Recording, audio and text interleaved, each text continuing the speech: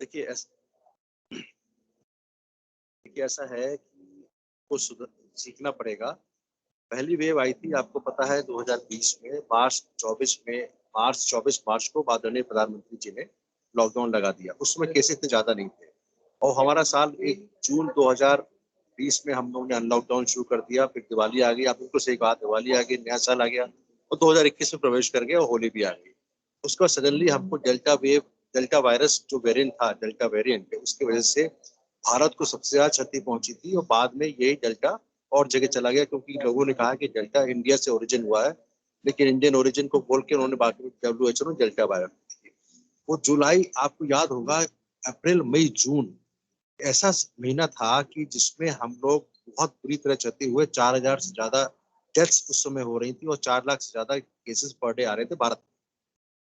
वो double mutation virus था। अब ये ओमिक्रॉन की बात करते हैं, अभी हम लोग काफी रिलैक्स हो गए हैं, इसमें कोई शक नहीं है। शादियां शुरू हो गई हैं, मॉल्स खुल गए हैं, स्कूल खुल गए हैं, सिनेमा हॉल खुल गए हैं और चुनाव का माहौल भी आ गया है।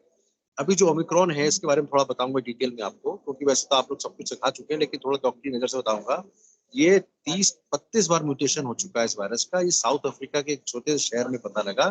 जब जीनोमिक एनालिसिस की गई तो उसमें पता लगा कि this has got a mutation at the spike protein. जो 3 स्पाइक प्रोटीन है जहां से वैक्सीन बनाई गई है, उसी स्पाइक प्रोटीन पे म्यूटेशन हो गया है। अगर दूसरी बात यह है कि जहाँ पे ये पता लगा साउथ अफ्रीका में, वहां पे 30% पॉजिटिविटी रेट है। पॉजिटिविटी रेट जब 1% से ऊपर होता है तभी हम लोग घबरा जाते हैं। वहां पे that mean it is highly highly contagious, यानी कि इन्फेक्टिविटी बहुत ज्यादा है और काफी लोगों को इन्फेक्ट होने के। अभी कितनी मोर्टेलिटी करेगा, कितनी फर्टिलिटी रेट है, इसके बारे में अभी हम लोग को ज्यादा नहीं पता है। लेकिन मैं सोचता हूँ कि अगर इसने स्पाइक प्रोटीन पे मार दी है तो डेल्टा से ज्यादा घातक होने की उम्मीद है।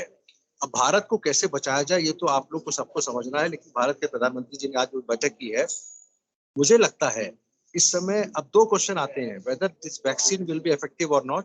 अब हमारे 3 वैक्सीन हमारे यूज की गई है। कोविशील्ड है जो कि स्पाइक प्रोटीन के हिसाब से बनाई गई है, स्पुतनिक का जो रशियन वैक्सीन है जो कि स्पाइक प्रोटीन के हिसाब से, और कोवैक्सीन जो भारत की इंडिजिनस वैक्सीन है, वो कंप्लीटली किल्ड वायरस है।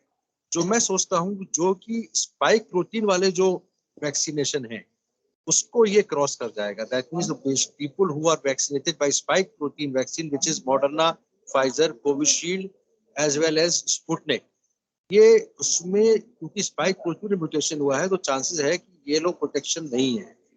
अब बात आती है जो लोग इन्फेक्ट हो चुके हैं, क्योंकि हमारे बाहर की काफी जनता हर्ड इम्यूनिटी भी हो चुकी है। हमने